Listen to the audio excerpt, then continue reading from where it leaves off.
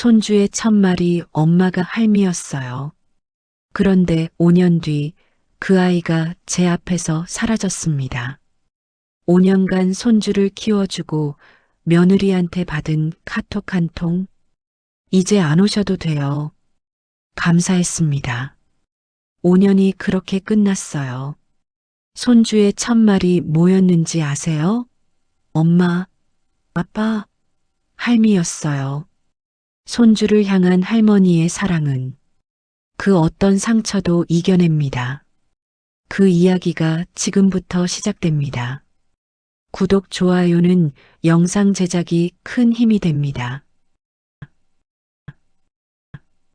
새벽 6시 아파트 부엌에 불이 켜졌습니다. 박순자는 오늘도 어김없이 손주 이유식을 준비하고 있었어요. 당근을 곱게 갈고 소고기를 푹 삶아 부드럽게 으깼습니다. 손주 준이가 좋아하는 단호박죽도 정성껏 끓였어요. 5년째 같은 아침이었습니다. 힘들다고 생각해 본 적은 한 번도 없었어요. 오히려 이 시간이 순자에게는 가장 행복한 시간이었습니다.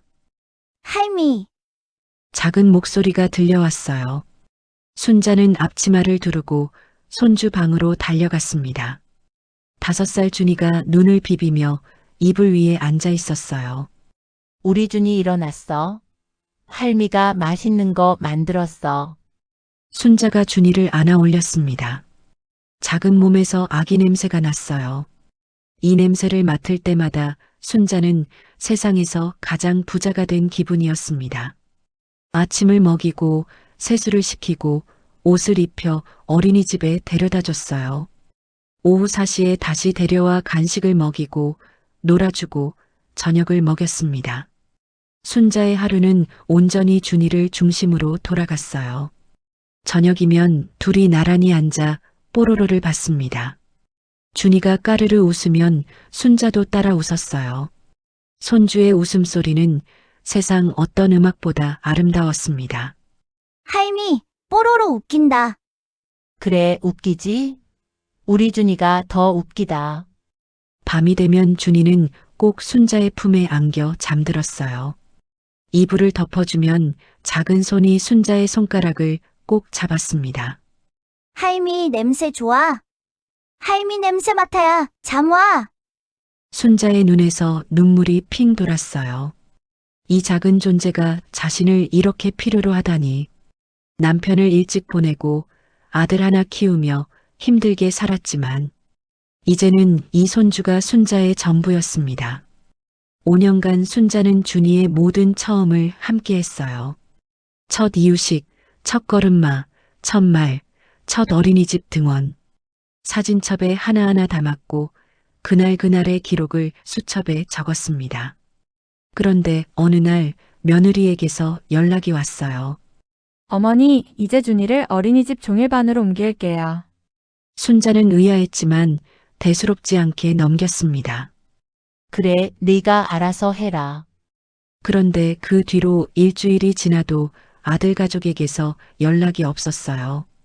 전화를 걸어도 받지 않았습니다. 순자는 거실에 놓인 준이의 작은 의자를 바라보았어요. 장난감들이 그대로 있었습니다. 왜인지 모를 불안함이 가슴에 스며들었어요. 그날 저녁 순자의 스마트폰에서 딸딸 소리가 울렸습니다. 며느리에게서 온 카카오톡 메시지였어요. 순자는 설레는 마음으로 폰을 집어들었습니다. 혹시 준이 사진이 왔나? 아니면 준이가 보고 싶다는 말이 왔나? 메시지를 열었습니다. 어머니, 이제 안 오셔도 돼요. 그동안 감사했습니다. 순자는 그 문장을 한 번 읽었습니다. 이해가 되지 않아 다시 읽었어요. 3번째, 4번째 읽었습니다. 감사했습니다. 5년이었어요. 새벽 6시에 일어나 이유식을 만들었습니다. 열이 펄펄 나는 아이를 밤새 안고 병원을 오갔어요. 첫걸음마를 뗄 때 함께 울었고 첫 말을 할 때 가슴이 터질 것 같았습니다. 그 5년이 감사했습니다. 5글자로 끝났어요. 마침표가 순자의 가슴에 박혔습니다. 순자는 아들에게 전화를 걸었어요. 신호음만 울리고 받지 않았습니다. 문자를 보냈지만 답이 없었어요. 준혁아, 이게 무슨 일이야? 전화 좀 받아. 밤 10시, 11시, 12시. 시간이 지나도 연락은 오지 않았습니다. 순자는 거실에 앉아 손주 사진을 꺼냈어요. 지난주에 찍은 사진이었습니다. 준이가 송편을 빚는다고 손에 반죽을 묻히며 웃고 있었어요. 눈물이 하염없이 흘러내렸습니다. 다음 날 순자는 며느리의 SNS를 들여다보았어요. 새 글이 올라와 있었습니다. 드디어 자유. 이제 어린이집 종일반 보내니까 살 것 같다 키읔키읔. 사진에는 준이가 어린이집에서 친구들과 찍은 사진이 있었어요. 그 밑에 달린 댓글들. 시어머니한테 맡기면 불안하지 않아? 키읔키읔. 진짜 종일반 보내길 잘했다. 순자는 폰을 내려놓았습니다. 손이 떨렸어요. 거실 한가운데 서서 주변을 둘러보았습니다. 준이가 앉던 작은 의자, 준이가 갖고 놀던 장난감들. 모든 것이 그대로인데 주인만 사라졌어요. 순자는 그 자리에 주저앉아 울었습니다. 소리내어 울었어요. 텅 빈 집에 순자의 울음소리만 메아리 쳤습니다. 내가 뭘 잘못한 거야? 아무도 대답해주지 않았습니다. 순자는 밤새 잠을 이루지 못했어요. 눈을 감으면 5년간의 기억들이 주마등처럼 스쳐 지나갔습니다. 5년 전 산부인과 분만실 앞. 순자는 복도에서 안절부절 기다리고 있었어요. 며느리가 진통을 시작한 지 12시간이 지나고 있었습니다. 응애. 분만실 문 너머로 아기 울음소리가 들려왔어요. 순자의 눈에서 눈물이 터져 나왔습니다. 손주가 태어난 거였어요. 축하합니다. 건강한 남자아이예요. 순자는 유리창 너머로 작은 아기를 바라보았습니다. 눈도 제대로 못 뜨는 갓난아기.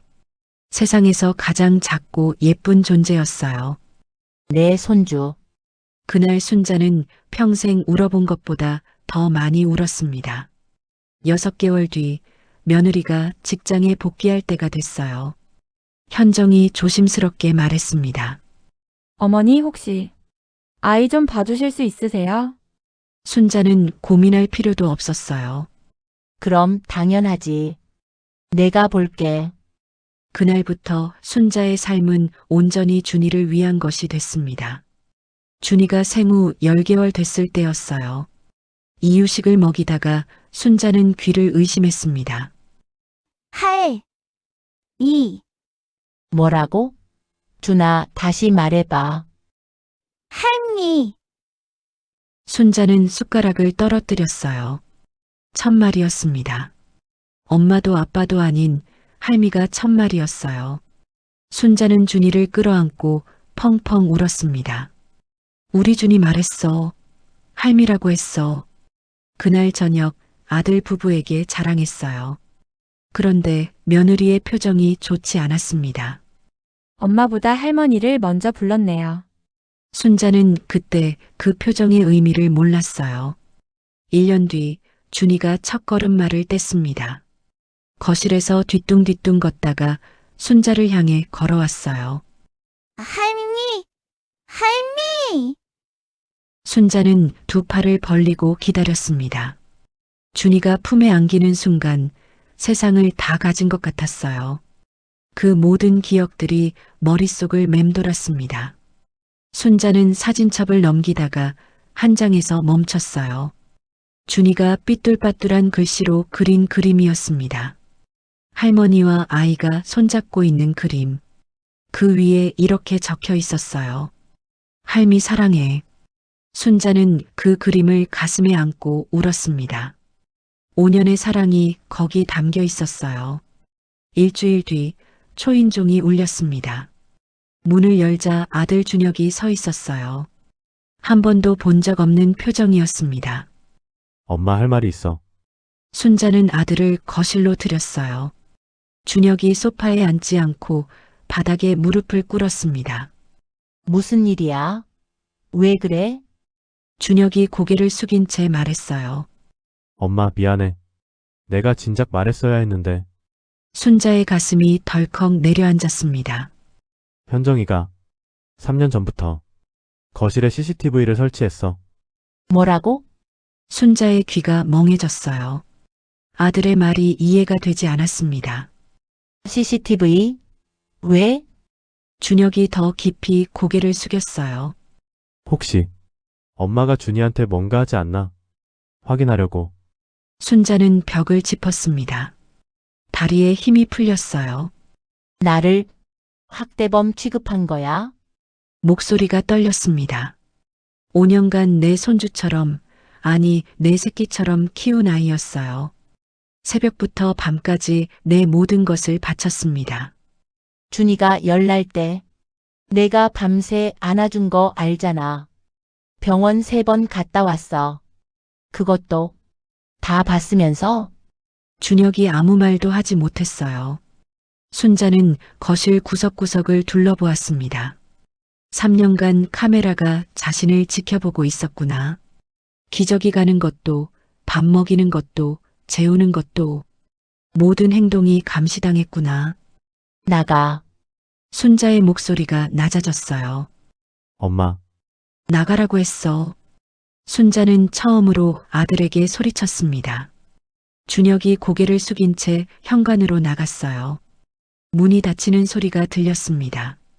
순자는 거실 한가운데 쓰러지듯 주저앉았어요. 남편 영정 사진이 눈에 들어왔습니다. 20년 전 먼저 떠난 남편. 순자는 영정 앞으로 기어갔어요. 사진을 끌어안고 엎드려 울었습니다. 여보, 나 어떡해? 나 어떡하면 돼? 텅 빈 집에 순자의 울음소리만 가득했어요. 아무도 대답해주지 않았습니다. 추석이 다가왔습니다. 순자는 혹시나 하는 마음에 송편 재료를 샀어요. 쌀가루를 반죽하고 깨와 꿀로 소를 만들었습니다. 작년 추석에는 준이가 옆에 앉아 함께 빚었어요. 작은 손으로 반죽을 만지며 까르르 웃었습니다. 할미, 내가 만든 거 봐. 찌그러진 송편을 들고 자랑하던 아이의 얼굴이 떠올랐어요. 순자의 눈에서 눈물이 떨어져 반죽 위에 떨어졌습니다. 추석 당일 아침, 순자는 혼자 차례상을 차렸어요. 아들 가족에게서 연락은 없었습니다. 전화를 걸어볼까 망설이다 관뒀어요. 어차피 받지 않을 테니까. 빈 거실에 송편 냄새만 가득했습니다. 순자는 상 앞에 혼자 앉았어요. 옆자리에는 작년까지 준이가 앉았던 방석이 놓여 있었습니다. 밥을 떠먹으려는데 목이 막혔어요. 숟가락을 내려놓았습니다. 순자는 서랍에서 준이 사진을 꺼냈어요. 테이블 위에 세워놓았습니다. 사진 속 준이가 웃고 있었어요. 준아, 할미가 송편 만들었어. 맛있지? 그치? 사진에 대고 말했습니다. 눈물이 볼을 타고 흘러내렸어요. 할미 밥 혼자 먹는다. 우리 준이는 뭐 먹었어? 맛있는 거 먹었어? 당연히 대답은 없었습니다. 순자는 사진을 끌어안고 울었어요. 할미가 보고 싶다. 저녁이 되어 이웃 할머니 미옥이 찾아왔습니다. 혼자 있는 순자를 걱정한 거였어요. 순자야, 왜 불도 안 켜고 있어? 어두운 거실에 순자가 앉아 있었습니다. 미옥이 불을 켜자 순자의 눈물 자국이 보였어요. 무슨 일 있어? 손주는? 순자는 대답 대신 울음을 터뜨렸어요. 미옥이 달려와 순자를 안았습니다. 울어, 다 울어. 내가 여기 있어. 그날 밤 순자는 손주가 덮던 작은 이불을 끌어안고 누웠어요. 아이 냄새가 희미하게 남아 있었습니다. 새벽 3시, 어둠 속에서 순자는 폰 불빛으로 손주 사진을 비췄어요. 할미가 뭘 잘못했을까? 우리 준이. 눈물이 멈추지 않았습니다. 추석이 지나고 한 달이 흘렀습니다. 순자는 이제 울다 지쳐 멍하니 하루를 보내고 있었어요. 먹는 것도 자는 것도 제대로 하지 못했습니다. 그날 오후 스마트폰에서 벨소리가 울렸어요. 모르는 번호였습니다. 순자는 받을까 말까 망설였어요. 요즘 광고 전화가 많아서 안 받으려다가 혹시나 하는 마음에 통화 버튼을 눌렀습니다. 여보세요? 작은 목소리가 들려왔어요. 할미, 순자의 심장이 멎는 것 같았습니다. 숨이 막혔어요. 준아, 우리 준이야? 할미. 나 준이. 5살 아이의 목소리가 울먹이고 있었어요. 순자는 그 자리에 주저앉았습니다. 할미 왜 안 와? 할미 보고 싶어. 눈물이 폭포처럼 쏟아졌어요. 순자는 폰을 두 손으로 꼭 쥐었습니다. 할미도 보고 싶어. 우리 준이 할미도 너무 보고 싶어. 할미. 나 할미 꿈 꿔. 할미가 뽀로로 틀어주는 꿈. 그런데 일어나면 할미 없어. 순자의 가슴이 찢어지는 것 같았어요. 이 작은 아이가 얼마나 자신을 기다렸을까. 준아, 할미 갈게. 꼭 갈게. 조금만 기다려. 진짜? 할미 진짜 와. 응, 진짜야. 할미가 우리 준이한테 꼭 갈게. 할미 사랑해. 할미도 사랑해, 우리 준이. 그때 전화기 너머로 다른 목소리가 들렸어요. 준이, 누구한테 전화한 거야? 며느리 목소리였습니다. 뚝 전화가 끊겼어요. 순자는 꺼진 화면을 바라보았습니다. 손이 떨리고 있었어요. 하지만 눈빛이 달라져 있었습니다. 이렇게는 못 살아. 순자는 자리에서 일어났어요. 2달간 멍하니 울기만 했습니다. 하지만 이제는 달랐어요. 방법을 찾아야 해. 우리 준이한테 가야 해. 순자의 눈에 결심이 담겼습니다. 순자는 이웃 미옥의 소개로 가족 전문 변호사를 만났습니다. 한수연 40대 초반의 여성 변호사였어요. 순자는 5년간의 이야기를 처음부터 끝까지 털어놓았습니다. 한수연 변호사가 조심스럽게 말했어요. 할머니, 조부모 면접 교섭권이라는 게 있어요. 법적으로 손주를 만날 권리를 청구할 수 있습니다. 순자의 눈이 커졌어요. 그런 게 있어요? 네. 하지만 변호사가 잠시 말을 멈췄습니다. 법정 싸움보다 중요한 게 있어요. 가족 관계예요. 소송은 최후의 수단이고 가능하면 화해가 손주에게 가장 좋습니다. 순자는 한참을 생각했어요. 원망하는 마음이 없다면 거짓말이었습니다. 하지만 손주 앞에서 어른들이 싸우는 건 옳지 않았어요. 집으로 돌아온 순자는 밤새 편지를 썼습니다. 몇 번이고 구기고 다시 썼어요. 현정아, 원망하려고 쓰는 게 아니야. 첫 문장에서 오래 멈췄습니다. 무슨 말을 해야 할지 몰랐어요. 그냥 내 마음을 알아줬으면 해서. 순자는 5년간의 헌신을 담담히 적었어요. 새벽 6시에 일어나 이유식 만들던 이야기. 준이가 아파서 밤새 안고 병원 다니던 이야기. 첫말이 할미였을 때 얼마나 기뻤는지. 내가 불안했던 거 이해해. 엄마로서 아이를 지키고 싶은 마음 나도 알아. 하지만 나도 준이를 사랑해. 그건 알아줬으면 해. 편지 마지막에 이렇게 적었습니다. 우리 같이 준이 키우자. 나는 현정이 적이 아니야. 며칠 뒤 순자의 폰이 울렸어요. 며느리 현정이었습니다. 순자의 손이 떨렸어요. 여보세요. 전화기 너머로 울음 섞인 목소리가 들려왔습니다. 어머니, 죄송해요. 순자는 숨을 멈췄어요. 육아가 너무 힘들었어요. 인터넷에서 무서운 글들 보고 불안했어요. 어머니를 의심한 게 아니었는데 현정이 계속 울었습니다. 준이가 매일 밤 할머니 찾아요. 할미 냄새 맡아야 잔다고. 저는 그 냄새가 뭔지도 모르겠어요. 순자의 눈에서도 눈물이 흘렀어요. 알아, 다 알아. 이제 됐어. 우리 준이나 보자. 한 달 뒤 순자는 아들 집 앞에 섰습니다. 2달 만에 다시 찾는 길이었어요. 손에는 준이가 좋아하는 간식을 한가득 들고 있었습니다. 초인종을 누르기 전 순자는 잠시 멈췄어요. 심장이 터질 것 같았습니다. 손끝이 떨렸어요. 심호흡을 하고 초인종을 눌렀습니다. 딩동. 잠시 후 문이 열렸어요. 며느리 현정이 서 있었습니다. 예전과 다르게 얼굴에 미안함이 가득했어요. 어머니 들어오세요. 순자가 거실로 들어섰습니다. 익숙한 공간이었어요. 5년간 매일 드나들던 곳. 그때 안방 문이 벌컥 열렸습니다. 할미, 작은 몸이 총알처럼 달려왔어요. 5살 준이가 2 팔을 벌리고 뛰어오고 있었습니다. 순자는 무릎을 꿇었어요. 팔을 활짝 벌렸습니다. 준이가 품에 뛰어들었어요. 작은 팔이 순자의 목을 꼭 껴안았습니다. 할미, 할미 왔어. 할미.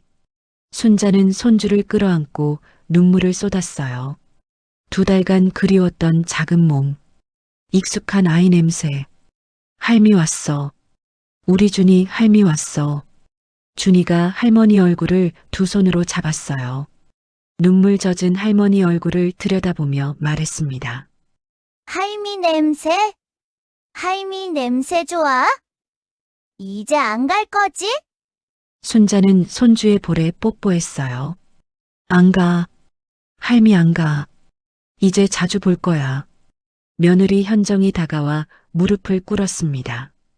고개를 숙이며 말했어요. 어머니 죄송해요. 정말 죄송해요. 순자는 한 손으로 손주를 안고 다른 손으로 며느리의 손을 잡았어요. 됐어, 다 됐어. 우리 준이 잘 키우자. 같이.